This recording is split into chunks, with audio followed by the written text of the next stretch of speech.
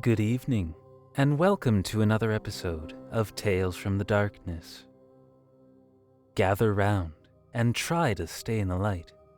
Some of the others from the dark aren't quite as civil as I am, but I hate cleaning up that mess. We are scared of the unknown, but what happens when you can't explain what you're seeing? A creature that has a human shape but isn't human. Your mind races and tries to understand what you're looking at, but it can't. And when it comes at you, the fear can be crippling. What would you do? There's something behind the house. From Big Country Red, 1993. I'll start off by saying my name is Alan, and my best friend's name is Matt. Matt and I had been friends for 7 years at this point. Matt's dad let us usually do whatever we wanted. I normally went to Matt's house and partied every Friday night. We were in our early 20s in a small town in southern Tennessee, so what better things were there to do besides getting messed up? The older Matt and I got, the more we realized we loved paranormal investigation shows. We shared experiences we had as children. The more we talked, the more we built up our egos, as if we wouldn't be scared of anything as future paranormal investigators. Matt's family moved across town, and I spent the day and evening helping them move. It was late spring, early summertime, so it was hot enough for all-night porch sitting. One evening, we decided to have a bonfire and drink some beer. Around 8 p.m., we put the fire out, and Matt's dad left. Being big guys, we had gotten hot and taken our shirts off, and we were watching TV in the living room. We heard Matt's dog Sparky barking towards the back of the house. Sparky would bark at anything, so we dismissed it. The barking got louder and more fear-based. We found Sparky in the bathroom barking at the toilet. "Dumbass dog," Matt said. Matt went back to the living room and I followed. The barking continued to get louder, with anger and fear. I asked Matt, what the hell could he be barking at? We found him a few feet from the back door, snarling at the door. We got a bit concerned and thought maybe this is actually something. I asked Matt if his dad knew anything about the house. He said no, but I had brought my camera, so he cracked a smile and said, "Let's investigate." We went through the house doing everything we'd seen on ghost shows on TV. We got nothing in the house. I said, "Sparky was barking at the back. Let's go out back." We took our belts off and held them like they'd be some kind of defensive weapon. When presented with a real-life situation, those egos would have shriveled up like raisins. I told him to take the back corner of the house and cover me as I ran to the unattached shed's back wall. It was about midnight, and the small backyard connected with the woods, so it was pitch black dark. I had gotten ballsy, so I started imitating the famous ghost hunter Zach. "If you have any balls, show yourself," I shouted. I then proceeded to say, "Don't be a coward." No sooner had the words come out of my lips when I felt a presence come up on me. It hit me with a force hard enough to knock my 6'4", 300-pound ass 10 feet back. At this point, Matt had already took off running. I jumped up and looked behind me. I saw the outline of a dark entity at least my height, with glowing yellow eyes looking at me out of the tree line. I was frozen as we made eye contact. It was as if it was trying to eat me through my eyes.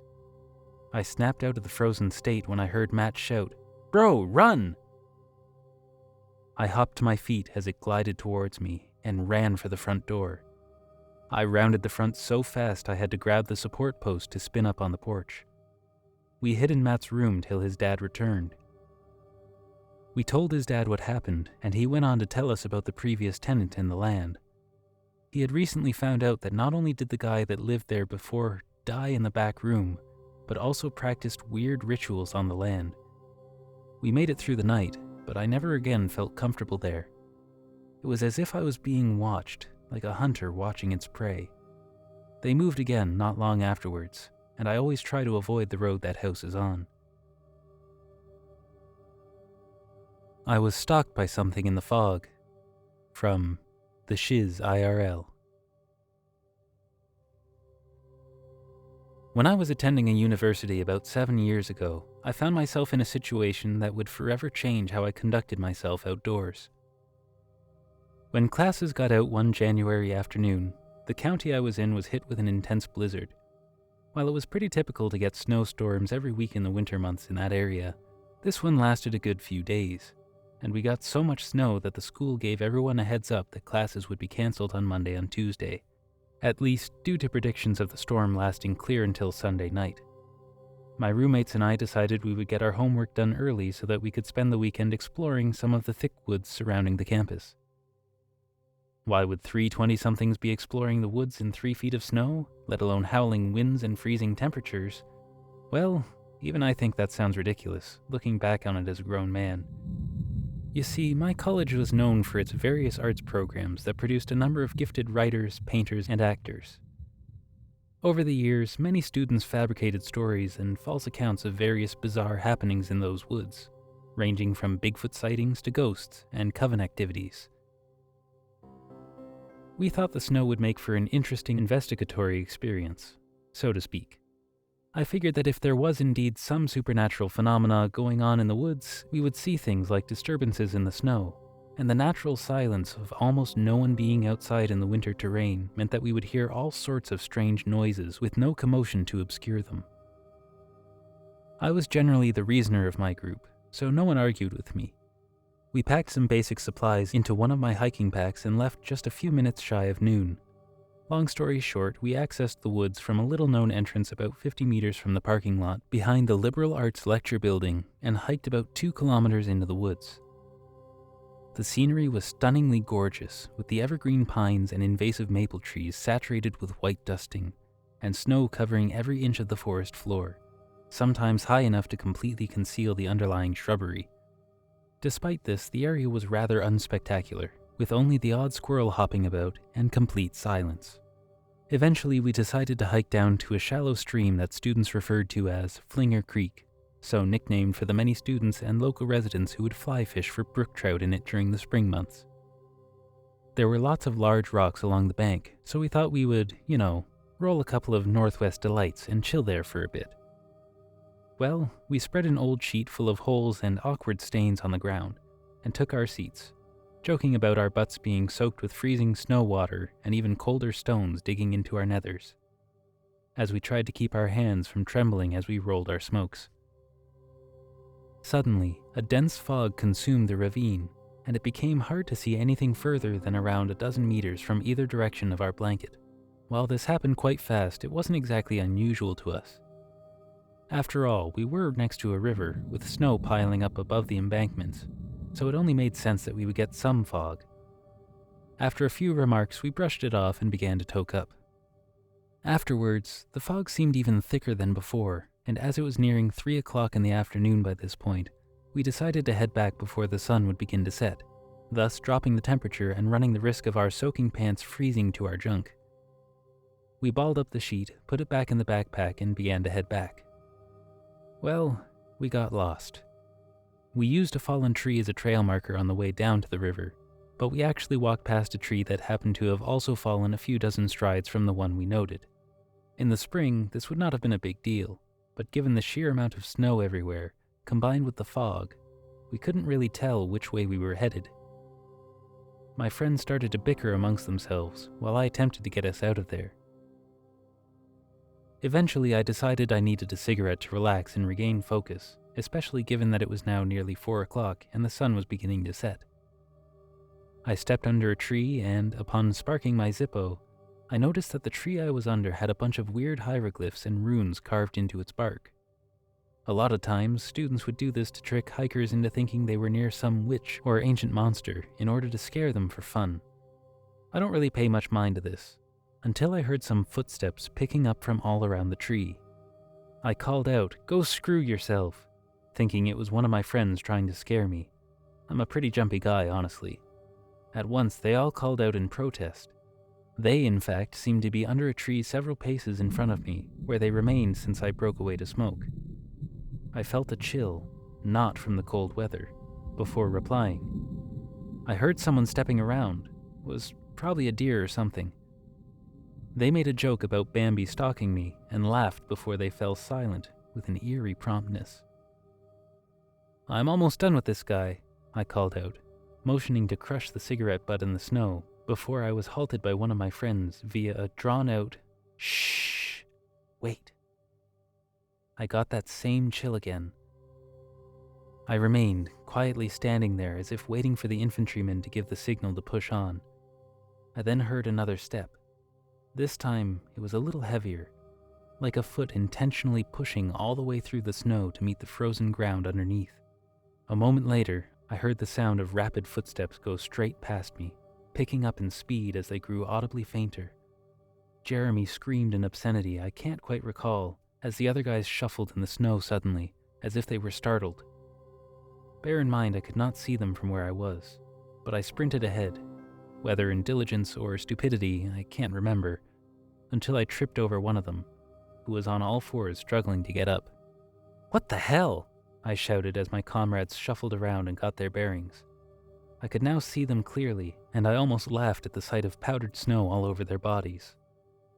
They were all fumbling their words, which didn't seem to improve even as all of us returned to upright positions. Then Ron, arguably the most confident and bravest of us, straightened his glasses, sighed, and spoke. "I don't know what it was, but something big walked right in your direction." "Well, what did it look like?" I muttered. "Hell if I know. I could barely see the spark of your cancer stick in this fog. All I could tell was that it was dark-colored, almost like a shadow, and that it was taller than us." He waved his hand frantically over his head, as if to remind me that he was indeed the tallest of us. And he was at least 6 feet. "And it was moving your way. It was nuts." I immediately approached this from my usual logical perspective. "It was probably a moose. We're not supposed to get them this early in the year down here, but hey, my uncle told me about a grizzly bear on his property last summer, and he lives supposedly 200 miles away from grizzly territory." Everyone groaned and sighed in silent agreement that this was probably some big animal, startled by our sudden screaming. At any rate, it was long gone, and we decided to use a compass app on my phone to get to some road that we could then follow back to campus. After about a half hour of walking in the opposite direction, we wound up just to the left of where we entered the woods. We shouted in celebration before heading back to our dorm.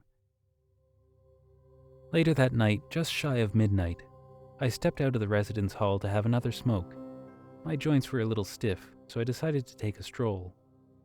Like an unsung hero revisiting an old battleground, I walked back to the trailhead we took earlier, looking down it as the shadowy path now looked to be the throat of some great animal, descending into nothingness as in an almost graceful void. I sighed and turned around to head back. My heart skipped a beat and I was speechless. I couldn't move or scream, only inhale sharply as I witnessed the most terrifying thing I have ever seen. Towering in front of me, at least 10 feet tall, was a being as dark as oil, with a long and twisting neck, extending upwards and then curling back down in a supernatural arc, cradling a small oblong skull with a wide, gaping mouth, bearing a bottom row of flat teeth and a strange, bony appendage just below what appeared to be a blunted nose pushed into its face, and 2 beady yet bright silver eyes spaced far apart and sitting on either side of that skull. I could make out no further features of this thing, only that right in the center of its awful, somewhat feathery torso, which seemed surreal and featureless, it held a head bearing a stark resemblance to mine close to its chest. My eyes slowly rolled up to meet this thing's before I fell to the ground, laughing maniacally as snow swirled around us. Thanks for watching. I hope you enjoyed this episode. If you did, don't forget to hit the like button, and subscribe if you want to hear more. If you would like to have your story narrated, you can send it to storiesofdarkness55@gmail.com. And as always, pleasant dreams.